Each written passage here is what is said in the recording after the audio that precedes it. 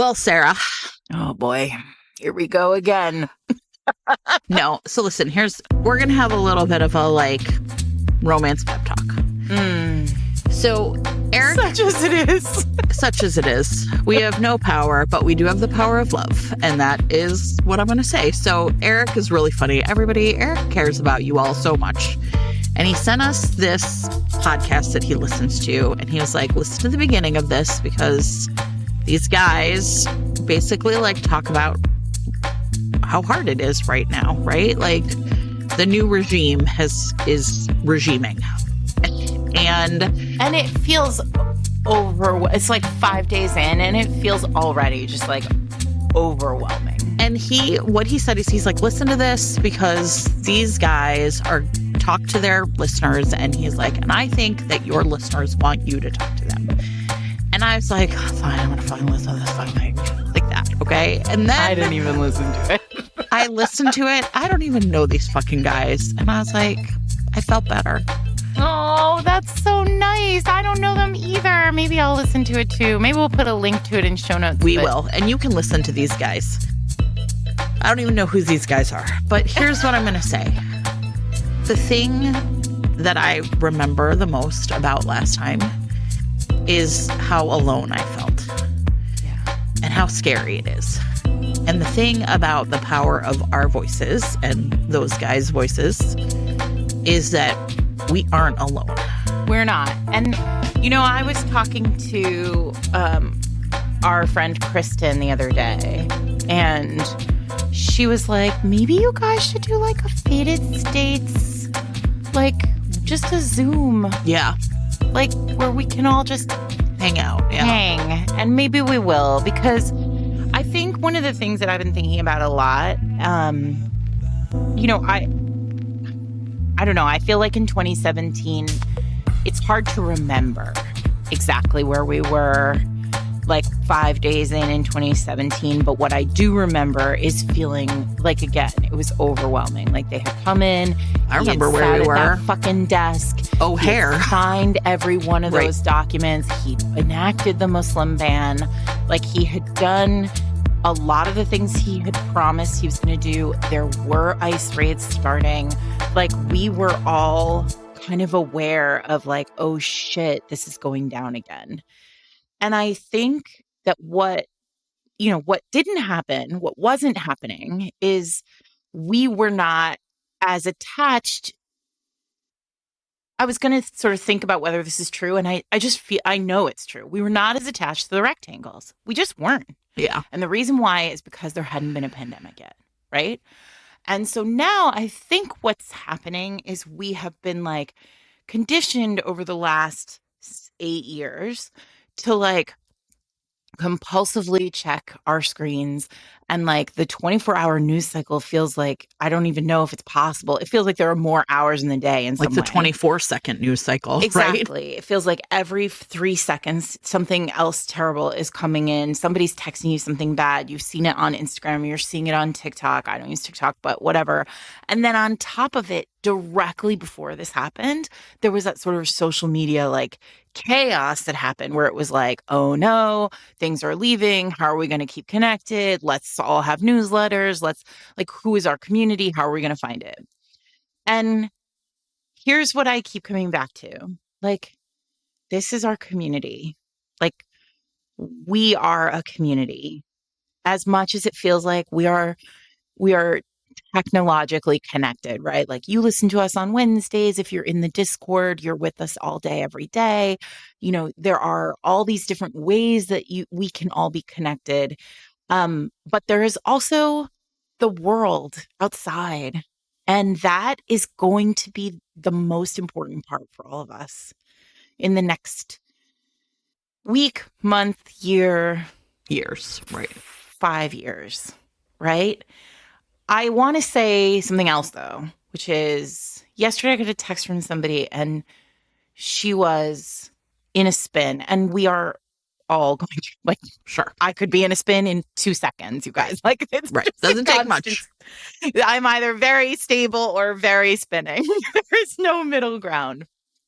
And she was concerned because the amendment to the Constitution with the 3 terms and the such and such and the such and such. And like, here's the truth. As you all know, we started working with the States Project during the election around local, like grassroots election work, like literally like school boards and dog catchers. I don't even think dog catchers exist anymore. But you know what I mean, right? I do.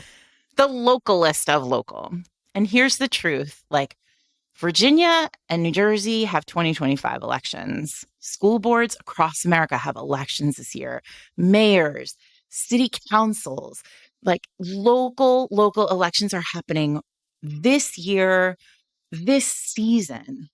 And I'm not telling you, I know we're all tired, and I'm not telling you all to like go out and work on these elections. I'm not telling you guys to run for school board, although our listeners are mostly women, and women need to be told 7 times to run for office. Men only have to be told once. Here is us telling you run for school board. Like sane people need to run for school board, and you don't have to have a kid in school. So that's my, that. What I'm really saying is like, it feels like, oh God, 4 years and what's going to change in 4 years and how are we going to fight in 4 years? Like the change can start right now. Like if we get a few more seats in Virginia or in New Jersey this year, then he can't pass a single law because we have the House. Like, so I'm just saying like I too am spinning, but like take a breath. Remember that it's not a 4-year cycle. It's like a 6-month cycle. And yeah, I think a lot about what Joanna Shoup is saying too, which is like, we can't guarantee everybody is going to be okay, but we can sort of work toward like, it's not over. Like we're going to work together, and we're going to try and keep as many people okay as we can. Yeah. And I think the other thing is like organizing is a big scary word, right? But organizing is just like greeting a neighbor, right? Oh, like, I have a new thing that I'm saying to my Republican neighbors. Ooh, tell me. Which is that because I live in the only red district in New York City. It's rough out here, right? And my new thing is like, you know what? It's us versus them. Like the sense, like if what everybody says is true and it's just like malaise and like anger about finances and feeling like you're working twice as hard and like you're not getting any more money or you're not getting anything, like everybody feels that way. And so like if we can reframe it as like, fuck those people at the top, like I think there's a different way for us to start thinking, but also they have the screens too and have to be able to go outside and touch grass, as the kids say. That's it. I think whatever it is that you find solace in, like go there, right? Like you can't be, the only thing that you're going to get from paying attention 24/7 is exhausted and burned out.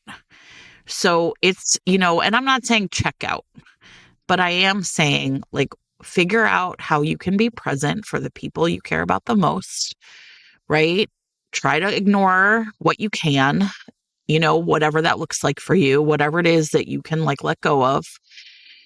I think a lot about a conversation I had with my mom at one point where I was kind of like, I was asking her about Watergate. And I was like, how did you like make it through? That must have been wild. And she's like, well, we read the paper in the morning. Once a day. We watched the news at night. And I think for me, that has been really like, I think about her saying that all the time. And I'm sure I've said this on, after the election, I took all the social media apps off my phone and I took all the news apps off my phone. This week I deactivated my Instagram and my Threads. And it's just like limiting the input for me. And now I'm like, look, if I'm bored on my phone, I'm going to read. Right? I'm not going to doom scroll. And so, thinking about like, what are going to be the little steps that you can take that can, protect your peace a little bit, whatever that looks like for you. And also, I love that you said organizing is a big scary word, because it is. And one of the things I saw somebody else this week who said, really something really smart, which was like, think about what like your best use is now. Like, I think a lot, this is sort of cheesy, but I've said on the podcast that one of my very favorite television shows is Sports Night, which is, I understand Aaron Sorkin is a problematic fave these days, but back in the day, he was not a problematic fave. He was great. And and there's this great story that gets told on it about like Philo Farnsworth, who invented the first television, right? And he had this idea for how a television would work. And he explained it to his like brother-in-law, what he wanted to build. And his brother-in-law is like, well, I don't know how to build a television, but it sounds like you're going to need glass tubes. And he was like, so I can make glass tubes, right? Like, so he made the glass tube, and then like that made the television possible. And so I think like, what is the glass? I think about that all the time now. Like, what is the glass tube?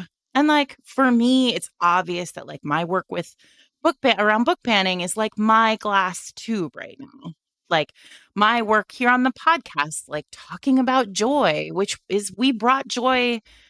We did our joy season when, during the first administration, because we were like, we just want to have like joy is in a lot of ways transformative. It is how we keep tyranny at bay.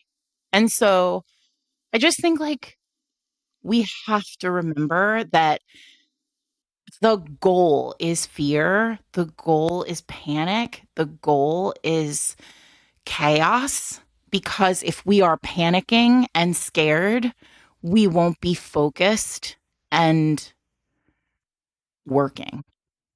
So I guess that's two things. What I'm saying is, what's your glass tube?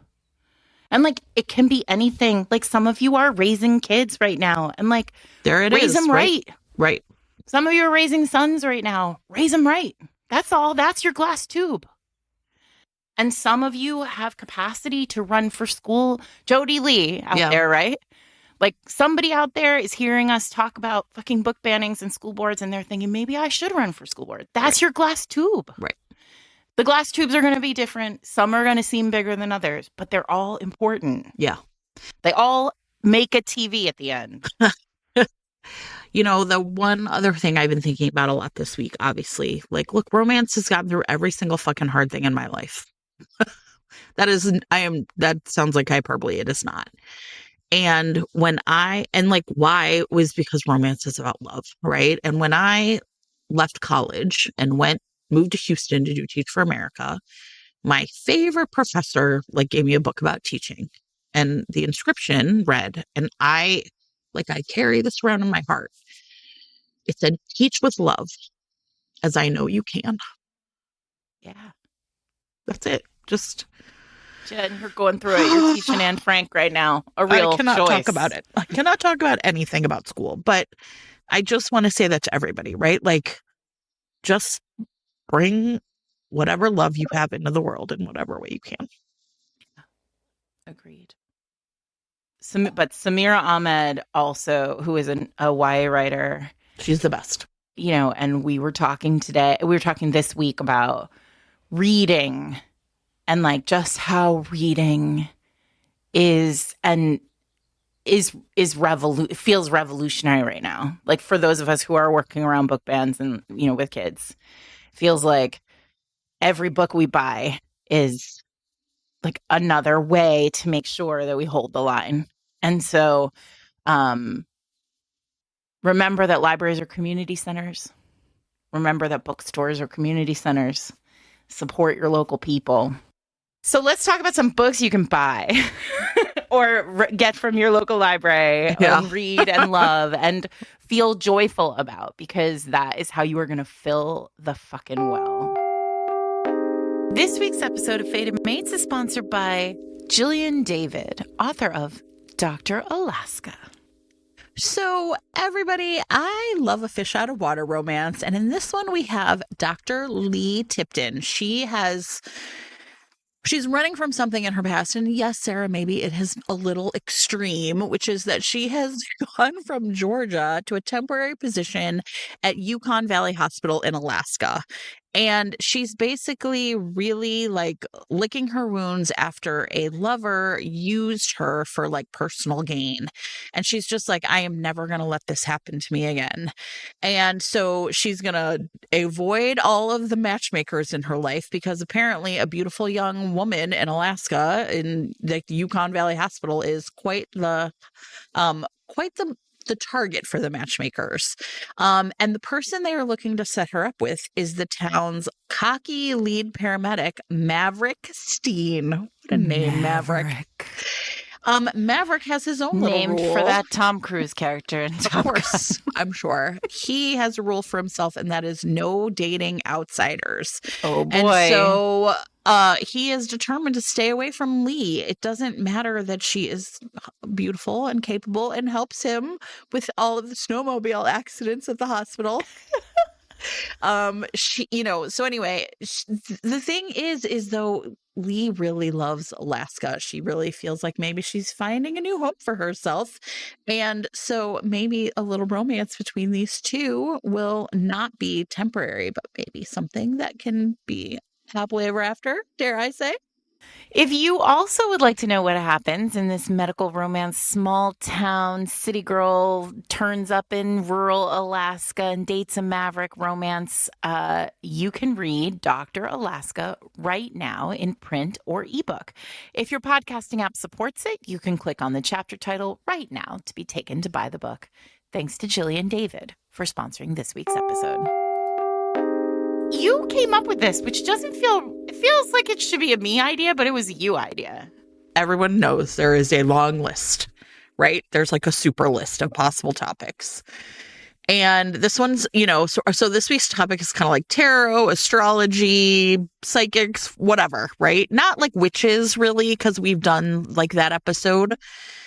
And I feel like I did suggest it. And I think I'm pretty sure that I was like, well, Sarah will really like this. And so it'll be a fun one for us to do. And surely I have read a million books like this. And then all week long, I've been like, I've not read anything. And I've had to do a bunch of reading. And you know what? It's been fucking great. And I think like that's the other thing, everybody, like, and I tried really hard also to like kind of go like, was there anything in my TBR? But I really felt like and I think part of the reason, like, I think we've been rethinking about the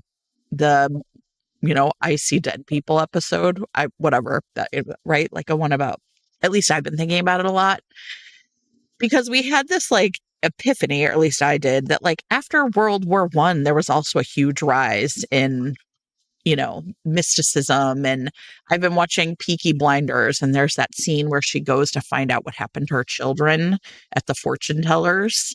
And I think part of it is like what I wouldn't fucking give right now for someone to sit me down and reassure me like it's all going to be okay. Right? Yep. And I think that is the power of anything that is like related to the occult. Yep. Is like some sort of deep-seated human belief that like if I sat down and found the right person who could do this, what they would do was tell me that everything was going to be okay. Well, so this is where we have to talk about the rise of spiritualism in the early 20th century. Yeah. Which 100 years ago. It was a time. What's going on then? So that's, I mean, there was one, right? Like we had been through a massive pandemic. A lot of people had died. There had been a major world war. Yeah. And then suddenly there were mediums everywhere. And the Ouija board existed. Yes. What's funny is the other night I went to an event for my daughter's school. And it was like a fundraiser for some stuff. And as part of the fundraiser, they had 2 tarot card readers. Nice. I mean, this was for me. So I like sat down and I was like, I'm going to get my tarot read. Yeah. And this lady was like, I mean, I'll be honest, she was a real charlatan. Well, sure. She didn't have like the vibe that I was hoping that for. you were hoping for. She was, and so Eric, of course, when he listens to this, is going to be like, yeah, she was at a school. She was at a school fundraiser, Sarah. But she wasn't like a mom. She'd been hired. Like, I think the worst part about it, aside from the fact that it was like in a room with just like chaos, there was like a saxophone player and like a, magician also. But like she had on the table little like business cards that said like, so-and-so entertainment, like hire me for parties. And I was like, I feel like is that the vibe we're going for? But here we are. To be a little more like magical. Anyway, she lay out the cards and she like laid them all out and she didn't say anything. And then she was like, well, it looks like in about 4 or 5 weeks, maybe 5 or 6 weeks, you're going to go on a trip. And I was like, in my head, I'm like, no, we're not. We're not going anywhere. And then I was like, oh, that's spring break. Like she thinks. Right, exactly. Amazing. Everyone in this room is having spring break, so they're leaving. Sure. And I was like, no. And she was like, well, maybe it'll be a surprise. And I was like, maybe. Can I go to the other lady? What's interesting is that in the books that we talk about, it is not going to be, we are not going to have any no, that's not true because I am going to talk about some charlatans, but we are not going to have anybody who's not good at it. Yeah, well, there you go. Okay, so this thing that was really interesting to me about my process here is, okay, number one, I was like, I bet I have a ton of books already done. And then I was like, I have no books. None. I've never read a book. I've never read a book. So then I did like my looking for books and I read a bunch, which I really liked. Is how some of them were so I found this series through Goodreads. And listen, I love this when a bunch of indie authors get together and they have some sort of theme. And then they're going to write a series of books. And so there was in 2018, 2019-ish, 2020, a bunch of indie authors got together and everyone took a tarot card and there's a series called The Cards of Love, right? I have a big list of them on my list too. And I love shit like that. Because usually if you're like, okay, at least if I like one or two of these authors, then I can find new authors. But the thing that was really interesting to me, I ended up reading 2 books in the series, is one was a very much like real tarot-y, for lack of a better word. Yeah. And then one was not at all. And so I find it really fascinating also, the inspiration came from tarot, but the way the books played out is really different. So I also found myself my list essentially goes in order from really explicitly on page exploring issues around tarot or astrology or whatever to some that are just inspired by, you know what I mean? Yeah. And I think that's okay too. So, okay, let's start with this Cards of Love concept because I figured I wasn't going to talk about one. I was I read 4 or 5 and then I was I'll just talk about all of these in sort of a collection. So maybe we should do that. Yeah, sounds good. Okay, so which ones did you read? Okay, so I read one called Temperance. Great. By Cassia Leo. And the premise is the heroine is I was delighted by these, you guys. This is romance law / romance medicine. Okay. A lot of these now have been sort of maybe rebranded or have different titles or they don't have the same covers. It's really, it's 4 or 5 years in indie time. It's tough to find them all. I think some of them are missing. Right. Some of them I went hunting for and I was yeah, there was, I can't remember which one, but there was one that I read the description and I was like, oh yeah, that one. I couldn't find it. Same. Damn it. I bet it was the same one. I don't remember what it was about though. Okay. So Leah is a therapist. She's she works with addicts, high profile addicts. And so her her premise, like, what's interesting about this book is in the first like page and a half, there's like a big description of HIPAA. Like, what's going on here? Because, and then I was like, oh, is this an info dump? Like, I think I'm not going to enjoy this. And then I was like, oh, no, wait, she's explaining it so that she can then explain to you how this particular therapist who sees this, listen, Adriana Herrera is right now like dying. She's like taking a lay down. She is a therapist who allows for to circumvent the confidentiality, like the information that doctors are supposed to collect on their patients. Oh no. She allows her patients she takes them on as like purely confidential. So she does these meetings with them without over Zoom, like without ever meeting them. Like she like therapies them. With the concept that they are high profile addicts, and so they want to protect their identity. Sure. So she has a new client who goes by the name Mr. C, and he demands like complete anonymity. Sure. And so they do these FaceTime sessions where she is on the camera. Yeah. And all she can see is like his library. He's there like a confessional. And he can see her, but she can't see him. Obviously. Sure. So the webcam is like pointed at his books. And he is a sex addict. Sure. Listen, Jen. I'm not even mad. Everyone. And twice a week, they have a video session where she counsels him. And he is so into her that it is basically like ruining his life. And then they end up like at a party together and he knows who she is. And so I love that. I love it when like he knows who she is and she doesn't know he knows who she is. But then like like his voice is there, like suddenly like there. And then listen, this is not great for the doctors in the room. But I really enjoyed it. So that one's called Temperance. And yeah, it was really fun. Okay. All right. So I want to talk about Queen of Wands by Suzanne Halliday, which I was delighted by.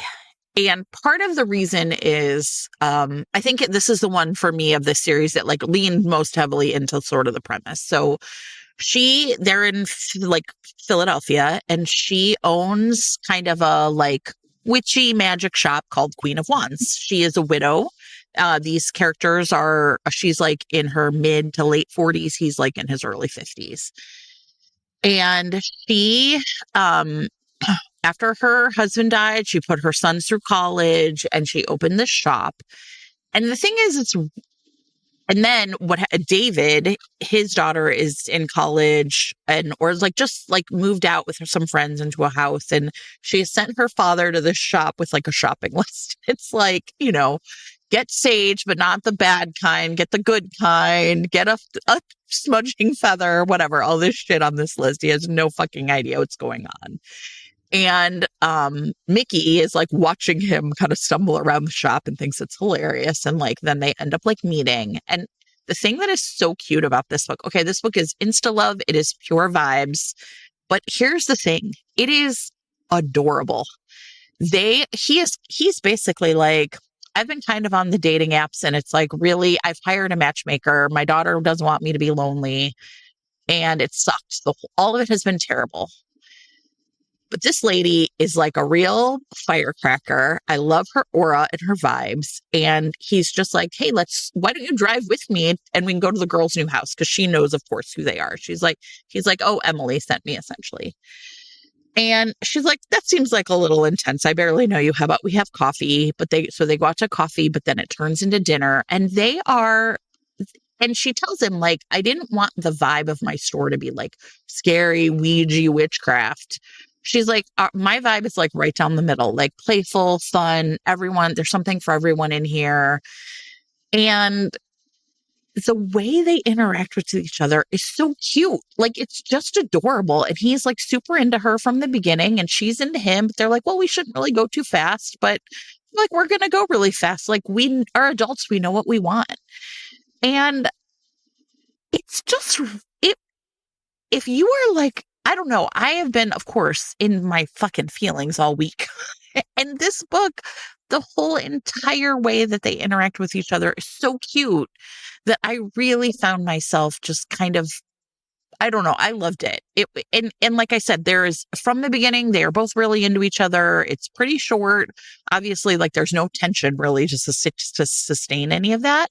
But instead of it just being vibes where it's just like, I don't know, like the scenes are all could be picked up and moved around in any order. It did feel like it was building, like they kind of both knew something was happening, but like just like real bantery, like super cute. So anyway, I had a great time reading it, and I just really found myself thinking like, okay, maybe I need to read more like real light and frothy, but like in a way that really felt charming to me, not like dumb.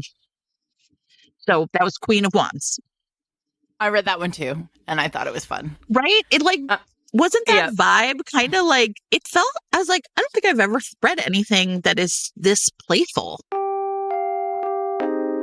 This week's episode of Fated Mates is sponsored by Macmillan Audio, publishers of the audiobook of She Doesn't Have a Clue by Jenny Elder Moak.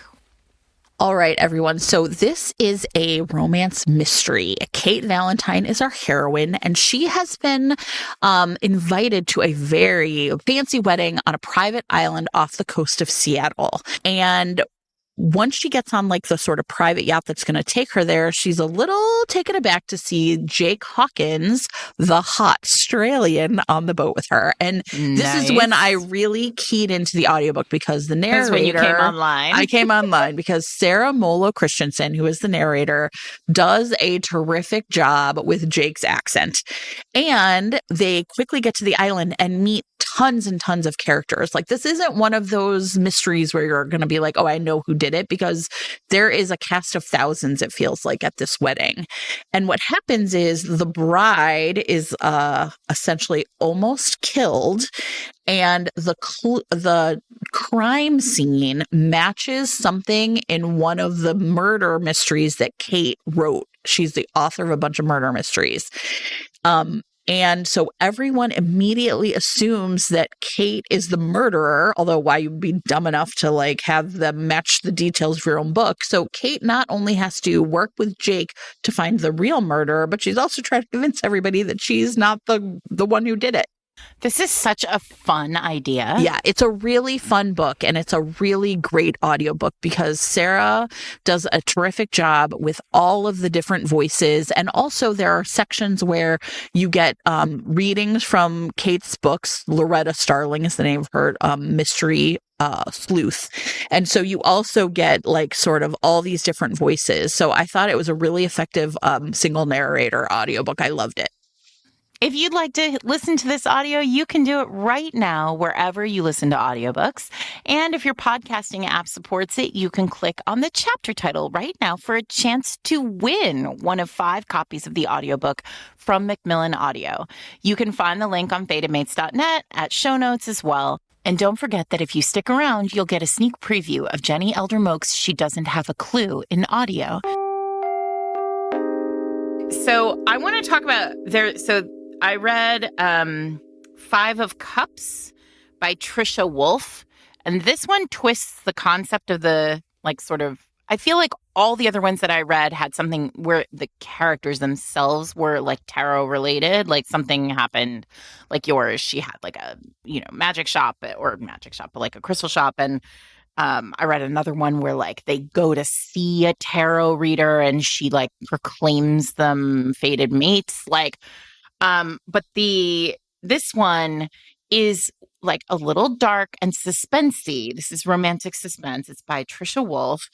And the tarot is, there's a serial killer who is he's selecting they discover that he is selecting his victims by using tarot.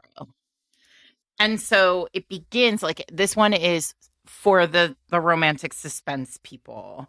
So, but then the premise is that these two characters, the hero and heroine he is a doctor and he's like a trial consultant.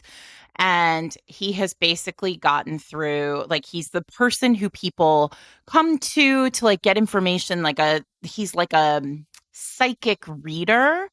And so he's like, that show, The Mentalist, like basically they bring him in to like profile killers, but he's like special. They don't really realize that he's like kind of magic. He's a seer. So, he has, but he like can't see this particular killer's like information. And so there's this trial that's going on and where like he is involved as a psychic consultant for this trial. And then the defense attorney for this killer, because all people need attorneys, is this like hot, the heroine of this book. And so she is going to so they are at odds, and it's very intense. There is a real sense of like, he is like, there is a sense that like things are going to go poorly. The trial does go poorly. This guy gets off. And then there's this sense of like, he's coming back for her. And the doctor still can't save her because he can't see the killer.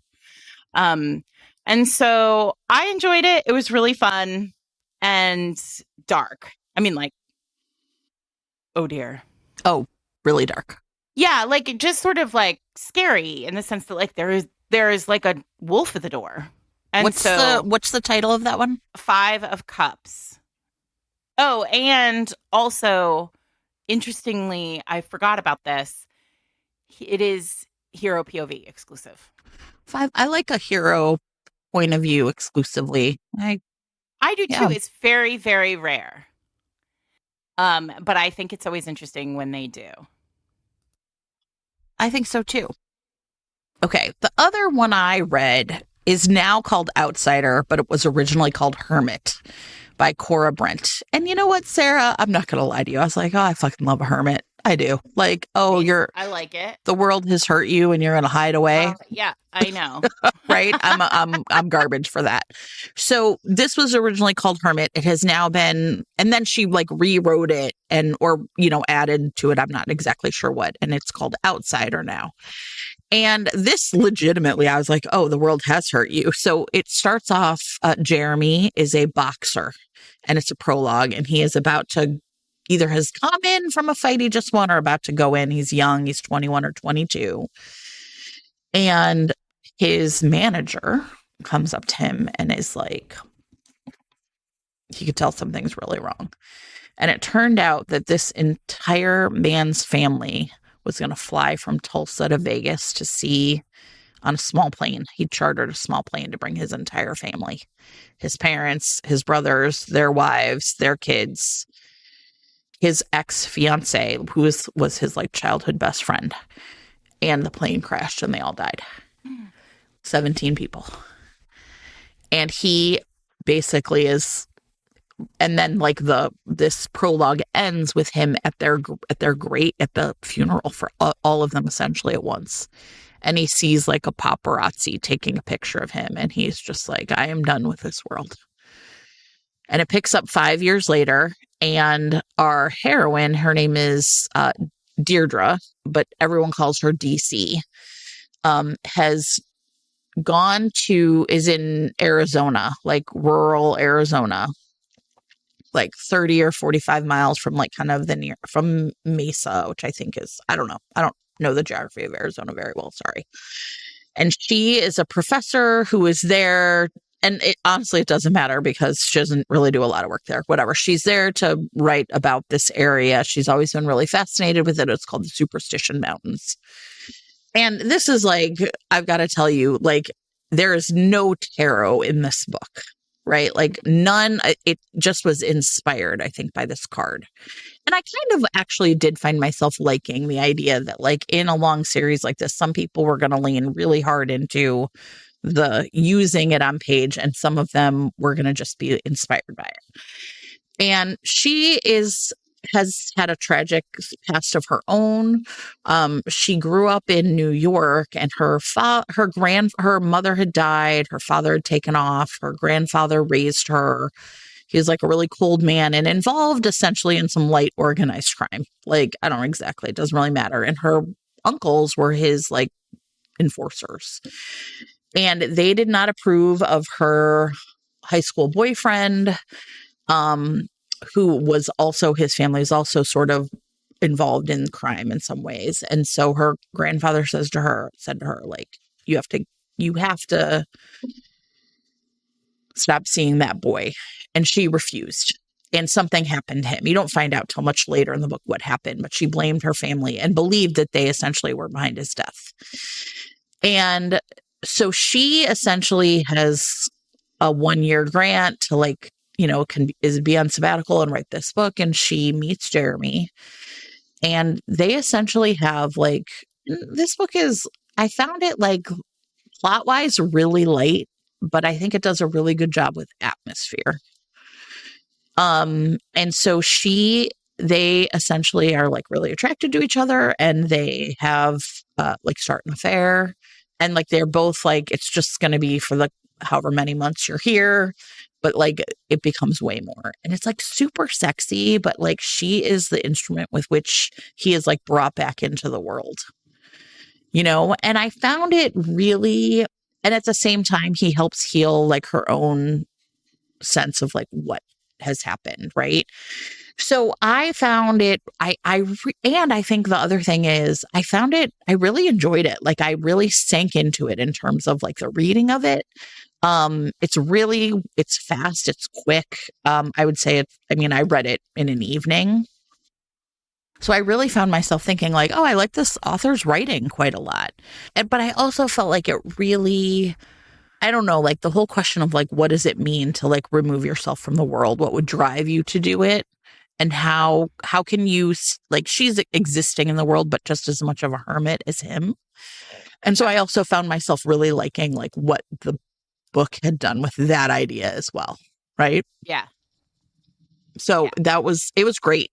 And I've never read a book by Cora Brent before. And I wouldn't have if we had not done that. So I found myself thinking like, awesome. So I would definitely read other books by her. So that is one of the batches that I also was thinking about, the Cards of Love series. Yeah. So it's hard to do this without tapping that. But I do just want to say, related to that series, like read, if you feel like you need content warnings, like head in there and check your content warnings, because some of those books are like, this is an older series. There's some stuff in there that like, you might not be so into. And there's like a light element of threat against them from like, in this book too. Yeah, I felt, I think some of them are dark. There's at least one where like the plot is like gay for you, which might not work for everybody. Like, so I think there are just reasons for you to check the content warnings. And yeah. So let's stick with tarot. Okay.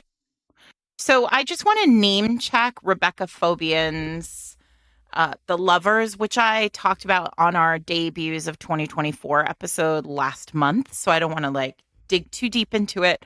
But I was really delighted by this book. And in actual fact, my daughter is reading it right now. Cute. Because she is now just like, she knows she can basically read whatever as long as I know what she's reading. And so the other day she was like, Mom, can I read this? And I said, yes. So that one is Kit. One of the heroines is a tarot reader who is like not mixed up, but she has a like amazing relationship with a bunch of like spiritual influencers, like Crystal, like ladies on Crystal TikTok and other sort of like spiritual shit, candle stuff. So one of them is getting married in Joshua Tree, and she's throwing this like big influencer wedding, and she invites Kit to come and read tarot at the wedding, similar to my thing, but Kit's for real and my thing was not. Yeah. And so she goes only to discover that her like high school sweetheart who broke her heart, Julia, is actually the wedding planner of this wedding. And it's really a delight. Tarot is, it's clear that Rebecca is very into tarot. It's threaded all through this book and it's really fun. So if you didn't read it in December when I recommended it, again, Rebecca is a debut. Her next book comes out this year and you can be ready for it if you read The Lovers now. I have one more tarot book. It is called In on the Action by L. Diaz. And I worked on this book, like just sort of full disclosure, everybody. One of the things I really like, so I might have mentioned it before, but I can't remember. But in this book, we have gym owner Ivy Lowell, who is in her 30s. She's like was a former stunt woman. This takes place in Pittsburgh, and she is like kind of rock solid in like who she is. She's older. She has money, right? Like she is very, like she knows who she is, right? And she falls in love with a baker named Anna Finesca. And Anna is the one who is in a coven. She really believes in like, she like pulls a tarot card every day. And it's just like a part of the way that she like makes sense of the world. And what I really liked about the way that tarot was used in this book is it very much mimics the way I think I see people who like maybe talk about tarot and the way they use it in their life on social media. So it's not like I'm all in, I'm, I don't know, like I own a shop or whatever, but just very much like this is a practice and it's something that I do every day to kind of like center myself and be mindful about or thinking about like what it is. How am I interpreting this, right? And so she keeps like a little daily journal, and I think the thing that I actually like kind of went through and was rereading some of the sections where Anna talks about it. So every single chapter where Anna is the narrator sometimes starts with like what card she has drawn. And I thought it was like a really light touch, but at one point she says, does it explain? Yeah, right. So It says like in this chapter is chapter 7, like 2 of Cups, partnership, connection, coming to an agreement, 8 of Swords, anxiety, being your own worst enemy, right? Mm-hmm. And so what it says is there's this one part where, and I highlighted this because I wanted to like actually, she liked tarot because it was like a story she was telling herself about her own life. And I just thought that was really cool. And so even though it's not like, I don't know, like I just really found myself thinking like, this is a really cool way for the author to show the reader how Anna like makes sense of her life. Right. And so she keeps like a little recipe book and she talks at some points about how like, because Ivy's like, are you really a witch? Like, talk to me more about this. And she's like, well, like a recipe can be like a spell. And so it's just like a way that she like centers herself in her world. And so I really thought it was, I don't know, I just thought it was really cool because this isn't something I do every day in my life, certainly, but I feel like I was really interested in it as characterization, right? Like, what are the ways in which people make sense of the world around them? And that, more than almost anything else to me this week, felt really useful, right? Like, how can we... And so there are a couple times in the book where she's like, doing a reading for herself, or she's just like pulling out cards and looking at them. And the thing that's really cool is that even though this is not how Ivy operates in the world, she's really genuinely interested in it, in her new lover. And so when Anna talks about like, this is the way I operate, or this is the way I think about the world, or this is what it helps me do, Ivy instead can then talk about like her about working out, about how she feels about her body, about how she feels about, like sort of exercise gives her that feeling. Mm-hmm. And so anyway, I just think it's really cool. And I think, like I said, it's a book where it really feels like when I talk to people who are interested in tarot, they often talk about it in a similar way. Does that make sense? Yeah. And so I really liked it for, I don't know, like being, I think, really reflective of the way people truly use it. So that is, and they have a great romance. I don't want to like discount that, but I do think it's like really interesting the way Ivy, one of the tensions and conflict in this book for Anna is that she's younger and she's less grounded in the world. But I think one of the things that happens as time goes on is she figures out she is more grounded, like spiritually. And that's something she can help Ivy with. So that's In on the Action by LDS. This week's episode of Fated Mates is brought to you by Avery Maxwell, author of The Renegade Billionaire. Well, let me tell you about this billionaire, Jen. He lives for two things. One, running his family empire. Two, ruining his father. But the problem is he can't do either for the next 6 months. And you know why? Why? Because his grandfather died and left a will. And as part of this romance law, Braxton, has to walk away from his company for 6 months to live in a place called Happiness, Georgia, a tiny little small town that's basically a main street and a ramshackle inn. And a beautiful woman, I bet. Wouldn't you know, the person who runs that ramshackle inn and his new landlady is Madison Ryan, a very sweet, very attractive, kind of like picking up the pieces of her life, not ready for love, heroine, who is very grateful for this handsome man who comes in and talks late into the night with her and makes her feel safe and protected and cared for. Except here's the thing. Braxton's on his way out. He's got to go back and exact some revenge and be a billionaire. And the big question is, like, what if he stays in happiness and tries for happily ever after? So, The Renegade Billionaire is available in print or with your monthly subscription to Kindle Unlimited. If your podcasting app supports it, you can click on the chapter title to be taken to buy the book. Remember, happiness is for everyone, even Renegade Billionaire. So, thanks to Avery Maxwell for sponsoring this week's episode. There is one other tarot series that we should just name check, and this will be a surprise to everybody because neither of us have read it. But as you all know, this podcast began with love for Kresley Cole's Immortals After Dark series.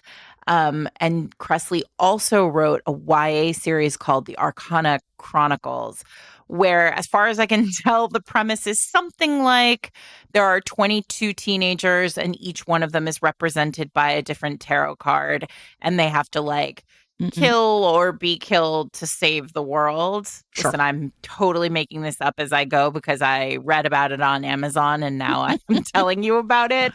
I've never read these books, but they actually really read like big time romantasy. Like if you have a YA reader or you are a YA reader and like you love romantasy, this feels like it's really like a little more urban fantasy than like straight up dragons, but I think you would. Listen, we think Kresley's great. So I also think they're like upper YA. I think that they're by the end is a lot of sexy. They're not like TikTok spicy, but they are like on the higher end of heat for a YA novel, I think. And I think especially by the end of that series is my understanding. Yeah. A friend of mine read them. Anyway, the point is Kresley Cole wrote the Arcana Chronicles. I endorse Kresley Cole. There you go. We're simple women. So, all right, what do you want to move to next? I guess astrology. Astrology. Right. Okay. I could have 4. I could have fewer. I have 2. again, I was like, yeah, there's a million astrology romances. I got you. And then I was like, I've never read a book. Well, I'm not talking about the one you said that you were talking about. Okay. So you talk about that one. All right. So this one I read this week and I ended up really enjoying it, is called Lord Lightning by Jenny Brown. Books. Wait, before we go into this, can I just tell you my Jenny Brown story? Yeah. Okay. So Jenny Brown and I came out, I want to say like right at the same time from Avon. Like this series came out at the same time as 9 Rules. And we met at a party, like it must have been an RWA party or something. And I was like, they were like, her editor was like, Jenny's writing this like astrology series. And I was like, wait, so is it like perfect matches of astrology? And she said, yes. And then we were talking and she was like, the plan is for there to be 12 and one, I'll cover at some point, every sign will be, whatever. And there are not 12, everyone, but because it apparently wasn't for historicals, but but I was so into them.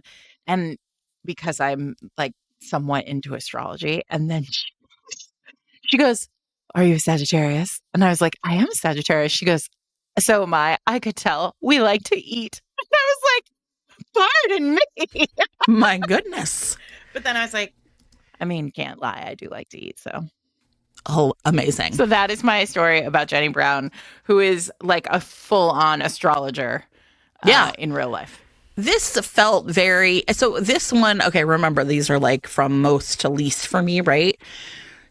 Okay, so this book, honestly, I was super charmed by. It's really fun. And it starts, this is a historical, and it starts off with Eliza Farrell, who is our heroine, doing a reading for a woman who essentially was like, I want you to read me the chart of this man I'm in love with so that I can tell like what our future will be. And it's also pretty clear once Eliza gets there. Very sensible. Yes, right? Very sensible. Except that Eliza, when she gets there, realizes that this woman has also done, I think my read of this was like, she's shopping a little for somebody to tell her what she wants to hear, right? Mm-hmm. And so Eliza, who is like truly believes in astrology and everything there is in the world, also does not have that charlatan bone in her body, right? So she's like, this is my only skill. I have to make money doing this. But because her father is going to be thrown into debtor's prison, he's a gambler, he's throwing all their money away all the time. This is like her one way to potentially like kind of save herself, save him, is like find a way to make money from doing this. So she's telling this lady about her lover, and, and she's like, he is a Leo. He loves love. Has like the potential to be such a great partner. And essentially, like, then Eliza comes to realize this is a bit of a trap because the man she is reading for is Lord Lightning. Everyone calls him. Lord Edward is his real name, Lord Heartwood. And he is essentially like a known rake and a known, like, just like a real, like, and she was like, oh shit, like basically realized she'd fall into this trap. So the very man himself kind of shows up and is basically like, oh, and he ends up kidnapping Eliza for romance reasons. Because he was planning to take this woman, the actress, I think she's an actress or something, to essentially impersonate his fiance with his aunt or something, like one of these plots.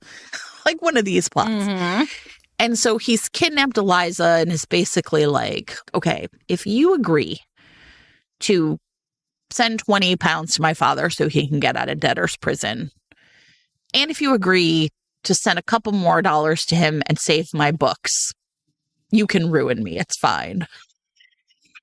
And then when it's over, if you would just agree to give me like 10 or 20 more pounds so that I can like, make a life for myself, then yeah, like my virginity is yours. Sounds like a good bargain. And this guy's like, wait, what? And the whole thing is sort of delightful because she has read his chart, Sarah. Yeah. So she knows without a doubt that deep in his heart, he is a good man. And in fact, when they finally get back, he finds he can't deflower her or whatever under these circumstances because he really is a good guy. And she's like, sure. And the thing, though, that is really great about this book, and like, right, it all goes on from there. The thing that is really great about this book, though, is the astrology stuff is like legit. Like, it really does. She's really into it. Yes, she's really into it, and it permeates the book in a real way. Do you remember what are their signs? Listen, I don't remember what she is, but he's a Leo. And part of the reason that she kind of agrees to stay with him is he casually says something about, like, well, obviously I'm incapable of love. And she's like, a Leo who thinks that he cannot love, I must help him. Uh-huh. A plus. The whole thing is great. It's great. Perfect. And it's just like a great adventure. But like, yeah, her belief in astrology is both sincere and well documented on page. Yeah. Lord Lightning. There's another one that's like, I want to say his sister has been like guillotined. And he like is ready to take vengeance on the heroine's family because he thinks the heroine's family is like related in some way to his sister being guillotined. And so, but like he also has like a mystical power that he's trying to harness, and he needs this girl to be a virgin. And so she's like, and because like the mystical power can only be harnessed through the like lens of virginity. Listen, these books are old school. But so then she's like, well, then I'll just get rid of my virginity and that'll be that. But if I remember correctly, like she decides she's going to get rid of her virginity with him. So I don't actually remember how that all sorts itself out. It's been a long time. But listen, these books stick with me. If you commit fully, and these are really who your characters are, it all works. Then it all works out, right? Like, there is not a single moment. Pull your punches. No, there's not a single moment in this book where she thinks, maybe I don't really believe in this, right? And that, I think, is the reason why it really, it's like super effective, because she knows that he is a good man, and he's like, no, I'm bad. I don't believe in love. I'm so bad. And she's like, but you're a Leo. You can't a Leo who doesn't believe in love. I must help you. Yeah, it was great. It was great. I had a great time reading it. I really did. Yeah. So I want to talk about Lunar Love by Lauren Kung Jessen. I talked about her new book, which is coming on the spring preview. But Lunar Love is based around Chinese astrology. So the main character, Olivia, is about to inherit her grandmother's like generations old matchmaking business. This is set in Canada. And essentially, like, she has been raised to be for this job. Like, she has learned all of the things that there are to learn about like the different animals and in Chinese astrology and how they interact with each other, like how to match. And so her grandmother has built this like big, rich, kind of like cool community of people who have all been matched because like this grandmother has done all this important work. So the book begins and Olivia knows that she is inheriting this thing, this business. And then she's all excited. Like, she goes to her favorite bakery to buy like treats to like celebrate. And she discovers over the course of the sort of beginning of the book that there is a new app, a dating app that's being launched that is basically like cute shortcuts like of the Chinese zodiac to find love. So it's like, you're a horse, I'm a rat, we go together. And like, you know, all the profiles have your Chinese like zodiac information, but it's not nuanced or complex. And it's clear that nobody really cares about this like ancient art of matchmaking via the zodiac. And then, of course, she meets Bennett, who is the tech guy who has invented this app. And they're like kind of naturally enemies because although I will say Bennett is like, I don't see why we have to be enemies. Like, this is fine. And she's like, we have to be enemies because this is a serious business and you are not taking it seriously. Like, all you care about is money. And it's a very cute story that has this like big, rich community of people who, like, Bennett, of course, is connected to their like real life community in Ontario. And it's really lovely. And so it's like a modern astrology story, but it doesn't have it takes Chinese astrology like extremely seriously, and it's really thoughtful about it, but also has this kind of like irreverent character who's very modern and running through it. And I like that sort of. I feel like a lot of the books that I thought about for this episode were that push-pull between somebody who like just like believes in the mysticism of it and somebody who is like just too modern to tolerate it. Obviously, too modern. I love it. Okay. I have one more astrology one, which is like, this again, I don't know everybody. I was really sucked into reading books that are older. Fine. I don't care. So this is from 2015. And there was again, one of these series. It was called Men of the Zodiac. Fine. I was like, I'm garbage. I'm going to check right into this. And there were 12 books, each one written by a different author. And the idea here is that these, essentially were, like the hero embodied the spirit of like whatever the sign was that this author was assigned. So I had one of these on my Kindle because it was by Amy Andrews, and I really like the book by Amy Andrews. And so this one is called, I think now if you buy it, it's called Seducing the Colonel's Daughter, but I think its original title maybe was just The Colonel's Daughter. So this is again because was self-published or like has since been, taken back and self-published.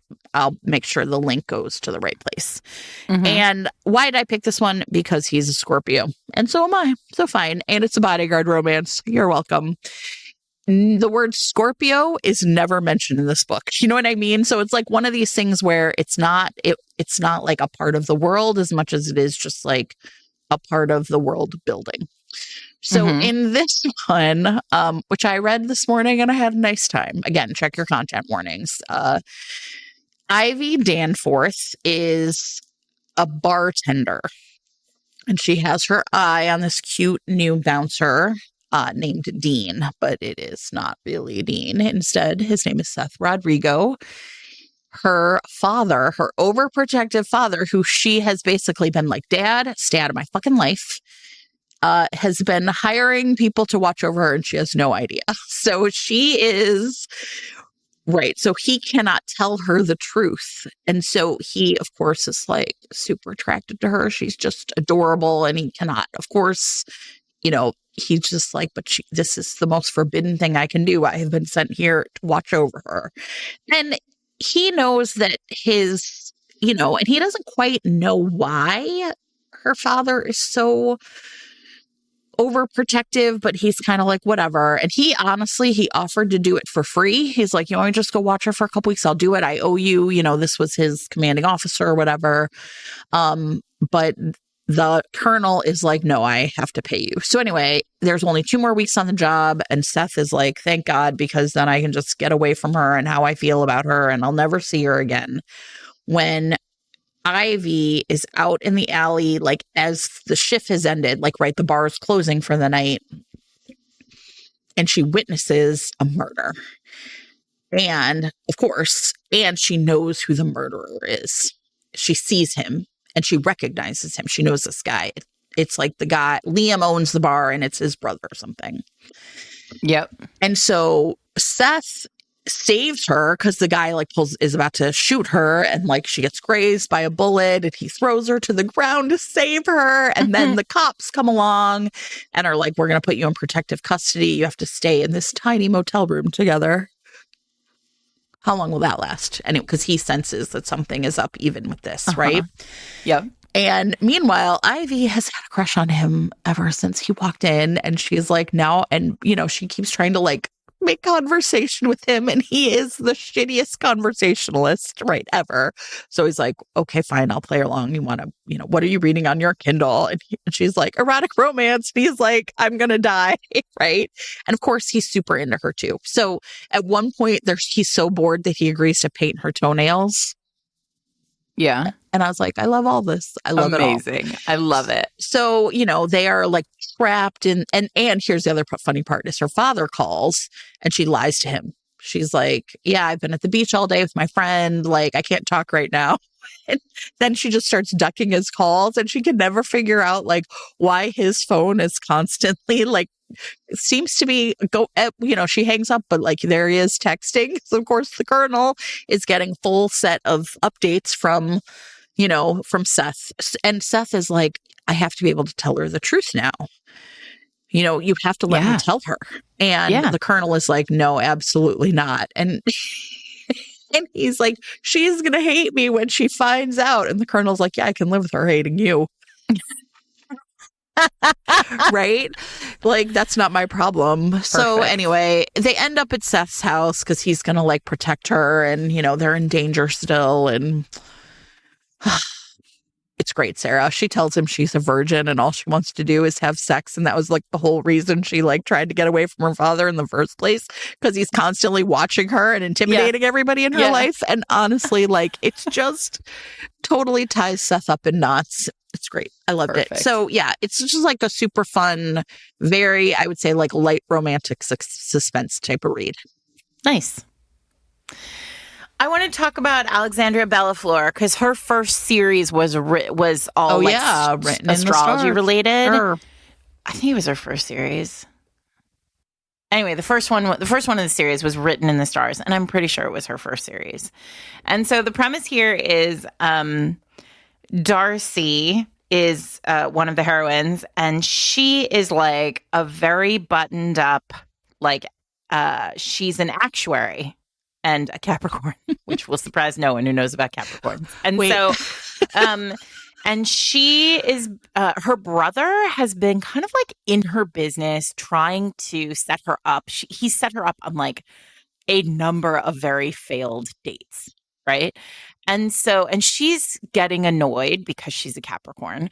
And he sets her up on a date with his new business partner, Elle, who Elle is a Instagram astrologer who runs like an astrology company on social media, and the brother is another app book. The brother has put together this like app, this dating app, and Elle is has been hired to like build out the astrology side of things. Elle has a problem in that when you are an internet astrologer for a job, your family thinks you are not a serious person.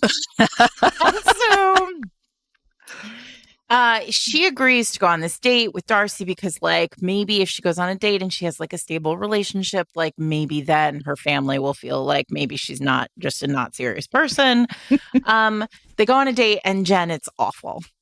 And actually this might be, I have really enjoyed several Alexandria Bellafleur books, but this one might be my favorite because like this first date it's just awful. Not a good date. Yeah. And they both know it. They're both like, ugh.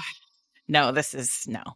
But then Elle kind of realizes, like, Darcy's like, oh no, like if I tell my brother that this date didn't go well, he's just going to keep setting me up on dumb, bad dates. Right. And Elle is like, and if I tell like my family that this didn't work, then like they're going to think I'm not a serious person again.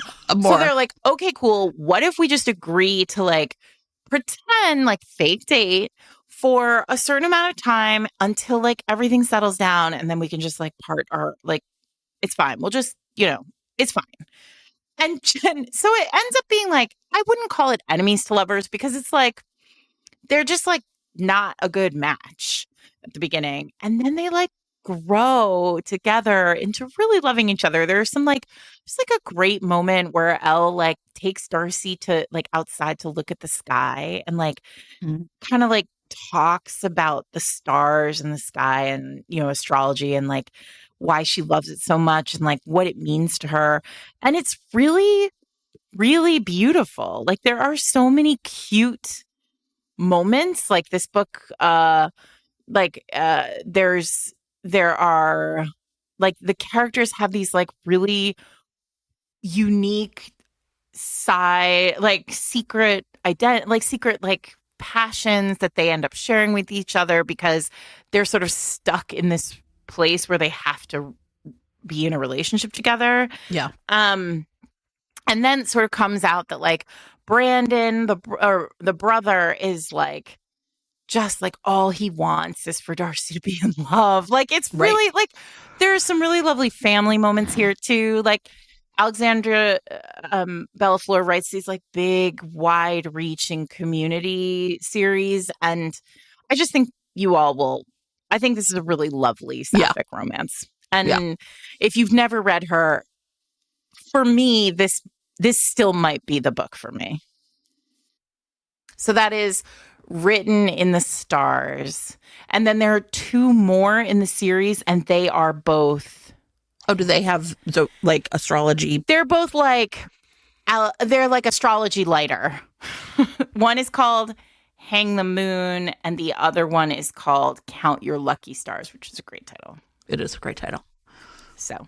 Perfect. I don't have any more astrology books, so if you do, you can name check them now. Oh, well, I have another YA that I actually just bought for my daughter called The Kismat Connection, which sounded very cute. It's about the heroine is a teenager whose mother is like astrology obsessed and has announced to her that according to her announced to the heroine, like the heroine, that according to her chart, she's going to have a terrible year in school this year. And so like she just ought to, I don't know, pack it in because the stars don't lie. And she decides that she is going to, in fact, prove her mother wrong and do everything she can to have a great year in school. And the mother also predicts that she has found her soulmate in her boyfriend, who she does not want to be dating anymore. So she begs her best friend to fake date her to prove her mother, to like, quote, prove her mother wrong. Yeah. And then, of course, they fall in love. Very cute YA level fake dating here. And that book is called The Kismat Connection by Anyana Devarajan, and I apologize if I have just mispronounced your name. Anya. Cute. Okay. Do you have any? I have one more book that I read for this episode, but I don't know if it really. Oh, fits. Really? Oh, I have. Yeah. Then I have. Let's save that because I have a bunch of things I want to talk about, but I'll tighten it up. Yeah. Fine. Okay. So I did want to discuss. We're just going to turn into like an 800-hour podcast. I know. I'm so sorry. I don't think at 1:15. I'm going to go fast. Okay, I'm just going to name check some books then, because one of the things that I think is very unique as a plot line in historical specifically, although I also found a contemporary that has this plot line, is the charlatan, the fake spiritualist. Nice. Who is trying to basically scam rich men, which in 2025 is all the energy I want.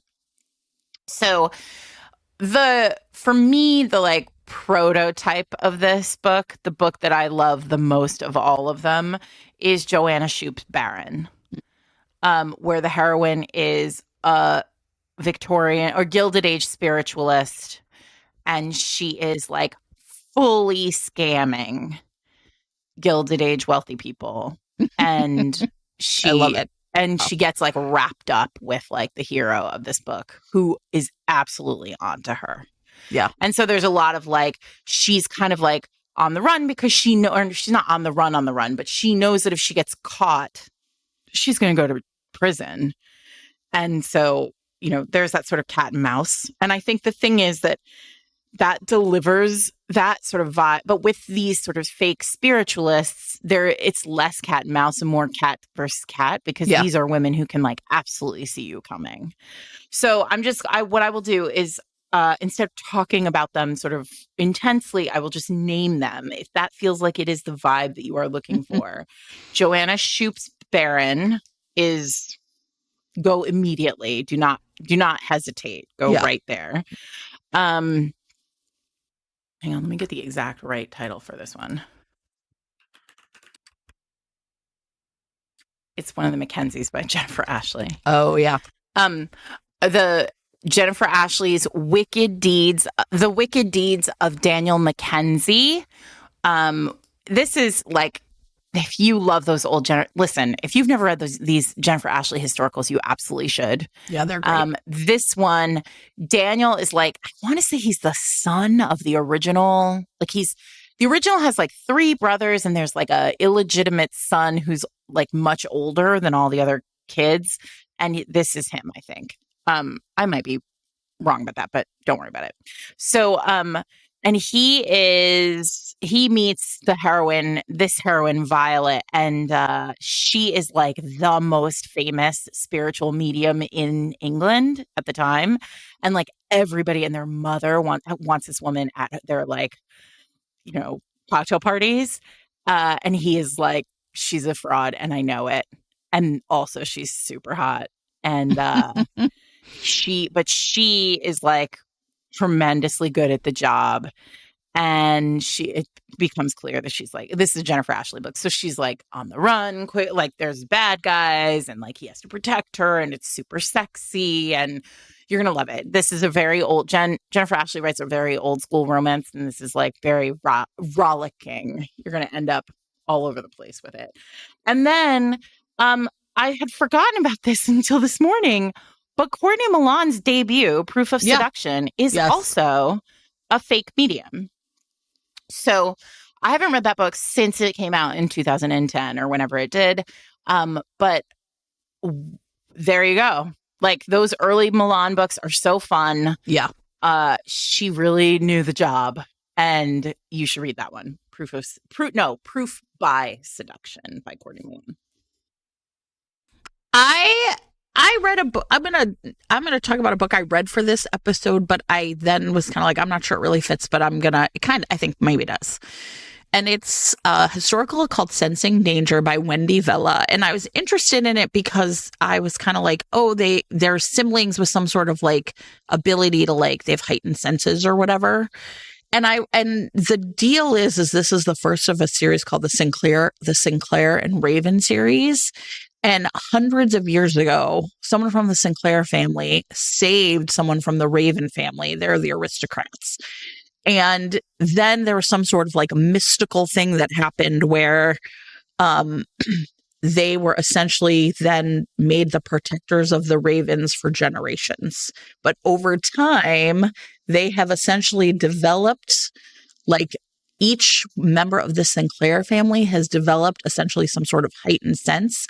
And if they're together, like, so one of them has like heightened seeing, and that's what Eden has in this book. And so she can like see things like really far away. And then I might be getting these mixed up. One of her brothers can hear things. And then one of them can like see, like visually see things. And when they are together, and if they are like essentially touching each other, those senses become even more heightened. And they're like, essentially their theory is they've developed this over time so that they can keep protecting the Raven family. And at the beginning of this book, they end up saving James, who's the Duke of Raven. She saves him. She hears these men plotting something, and they throw him over a cliff into the ocean. And she feels this compulsion to essentially like dive in and save him. And so she does. She like drags him out, right? And this is like it's again, an older romance, but it was I felt like the prose was very workmanlike, but like it really hit a lot of those things you want to see happening in a book like this, right? So of course he's like, I'm a duke and I don't have feelings, but somehow I feel feelings for this lady. Never felt a feeling. And you know what? So even though it was not astrology or tarot, it did have that sense that like there's something mystical happening with this family, right? And so together with her brothers who have these mystical senses, they're able to like see things. And the part that's really cute in this book is there's a set of younger siblings. James, the Duke, has a much younger sister he didn't even know about because his father was a real piece of garbage. And they have younger siblings too, and they get like the kids together, and then they come to understand that their younger siblings also have these senses. And I don't know, like it was honestly, you guys, it was really cute. I had a good time reading it. Sensing Danger by Wendy Vela. Amazing. That's it. And then I just want to say, I want to talk just briefly about Amanda Quick. Oh, yeah. I found myself thinking this too. Like, should we be mentioning Nora Roberts and Amanda Quick? And, yeah, like right? Carolina Like, Moon by Nora Roberts. I mean, yes, we should. It feels like those are those are some of like the beginners. The forerunners to these kinds of plots for me, right? Yeah. So Amanda Quick loves a sort of seer, crystal doer, healer, like, right, energy manipulator. Your brain's got powers. Right. So she has a series called The Arcane Society. And the cool thing about this is that Amanda, if you listen to the Jane Ann Krentz episode of our podcast, you heard her talk about the fact that she is both Jane Ann Krentz and she is Amanda Quick and she is Jane Castle and she is, 72 other people. And what's interesting about the Arcane Society is that it lives in both the Amanda Quick historicals and the Jane Ann Krentz contemporaries. And so it's just like a cool, if you're interested in a series that you'll be able to immerse yourself in, but will bring you kind of back and forth between historicals and contemporaries, this one is really it. And you can read it in whatever order, but if you read it in order, it's actually really interesting because she chooses kind of when to pull the story forward to the present and then send it back to the past again. You don't need, again, it is not, they are all sort of vaguely connected, but it is not essential that you read them in order. That's not what this is. It's just a very cool thing. And so what these are, they're all a little bit suspensey. And my favorite of them is called The Third Circle. And the heroine, this is a historical, the heroine is like at the beginning, she's like stealing a relic, like a crystal. She works with crystals. She's like an expert in crystals. And she's stealing a relic that has been stolen from her family and is now in like private collection in London. And she is there in the dead of night, and then like boom, this sort of like hulking caped figure is also there. Amazing. Hulking caped figure is where you fall. I'm already in love. into it. Yes. His name is Thaddeus. And Thaddeus is a member of the Arcane Society, which is the sort of overarching kind of society that all these books fall under. And he is a mentalist. Like he can use psychic energy to basically, these are not the droids you are looking for. Kind of, he's like a Jedi. Right. Sure. So he can control everybody, but can he control Leona? He absolutely cannot, obviously. And so he, in the moment, is like clubbed over the head or something. Like there's something happens and he is dying. And so he passes out and he like knows that he's going to die, right? Because there's nothing to be done. And what she does is she like takes this crystal from this room, heals him magically, brings him home. He wakes up the next morning like healthy and having been healed by this magical crystal that she has stolen, but she's in the wind. And then he realizes, because he's part of the Arcane Society and all Jane Ann Krentz and Amanda Quick heroes know everything all of the time, that like these like baddies are going to chase her because they want to get this crystal and all of its powers back. And he is the only one who can save her, obviously. And so he goes chasing after her. And the two of them are like on the run from a bad guy and a whole like organization, and they're having to use their like Jedi mind tricks and their crystal work to like save the day. Love these books. Goofy and great. And the rest of them are all like kind of similar. And if you're just looking for like something to lose yourself in, perhaps. Yeah. This one is. I was sort of in that same thing where I was like, you could talk about basically any single book by Jane Ann Krentz and like run into something like this, because the whole idea of people having like kind of psychic powers and abilities, and, you know, the idea that like there's more out there, and that like some people can tap into that like other realms and other ways of like understanding the world and the universe. Like all of her books, I mean, basically traffic in this at some point or another. And so, I was sort of like, I don't even know, like throw a dart and you can hit a Jane Ann Krentz book that would qualify for this for sure. Yeah. That's it. Those are mine. Those are mine too, Sarah. You got it. That's our show for the day. We hope that you are enjoying your own mysticism, if that's something that you're into. If not, maybe go find somebody who's going to pull a card and tell you it's going to be okay. Let us know. I'm Sarah McLean. I'm here with my friend Jen Prokop. We are Fated Mates. You can listen to us every Wednesday wherever you get your podcasts, and we promise we'll stay for as long as we can. If you are looking for more community in romance, we encourage you to join the Patreon at patreon.com/fatedmates, where you get access to our Discord, which is full of cool people who just want to talk about romance and joy all the time. Come hang out with us there. We promise you'll get some joy out of that. You can also find us online at fatedmates.net, where you can read all of the show notes, see full lists of all the books that we talk about every podcast. And anytime we say, oh, we'll put that in show notes, the information is there. This week, we'll also include some of the information that we talked about at the beginning of the podcast, with like information about running for school boards, say, and how you can do that. We are still on Instagram, Threads, and Blue Sky. Who knows for how long? We're just vibing at this point like everyone else. And don't forget that you can stick around this week. And thanks to Macmillan Audio, get a sneak peek of She Doesn't Have a Clue by Jenny Elder Moak. Thanks to Macmillan Audio and Jenny for sponsoring this week's episode. Good luck out there, everybody. Stay safe. And don't spin out too much. Put down your phones. Yeah. We love you. We do.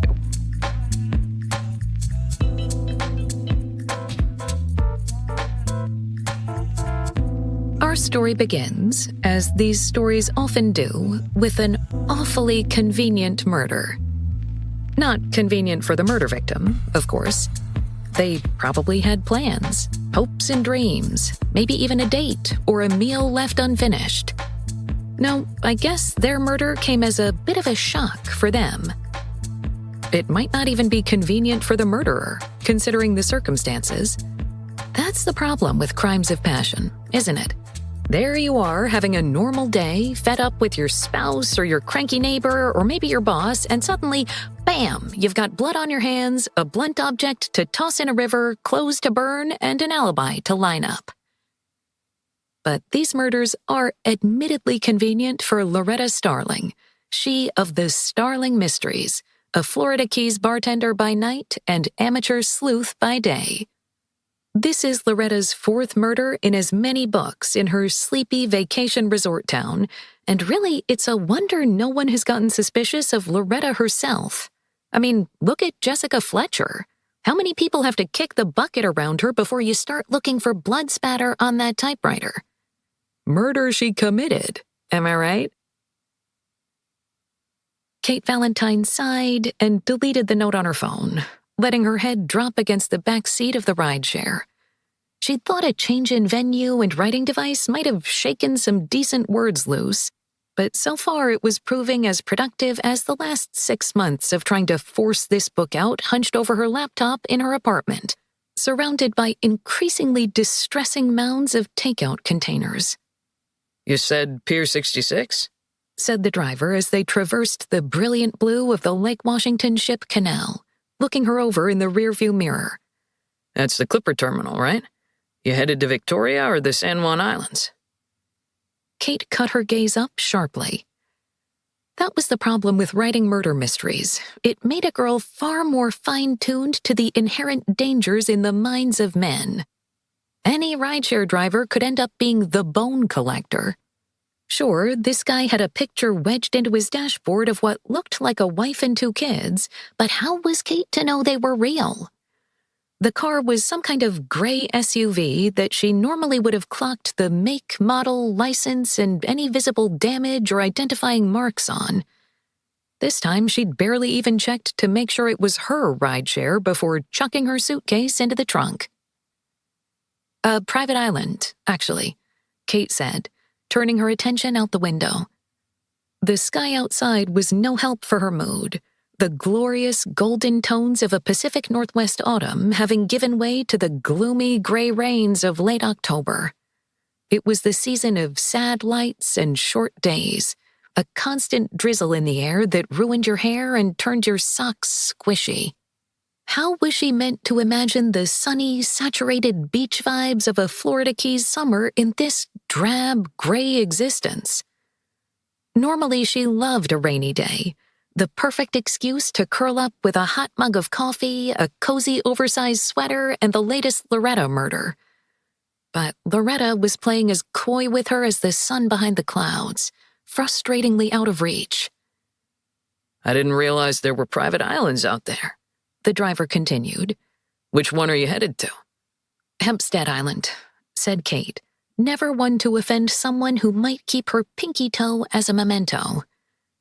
That was the problem with being a woman in the real world. Not all men were murderers, but you couldn't tell the difference between the ones who were and the ones who weren't just by looking.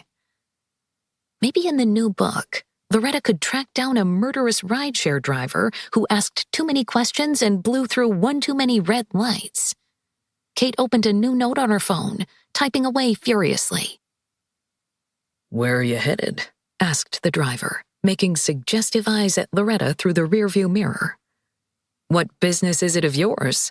Loretta asked, making hard eyes right back at the nosy driver as she pulled out her lipstick case shaped like a knife and ran the color over her lips for emphasis.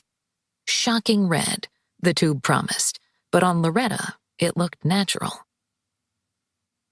Thank you for listening to this clip provided to you by Macmillan Audio. To hear more, look for this title wherever audiobooks are sold.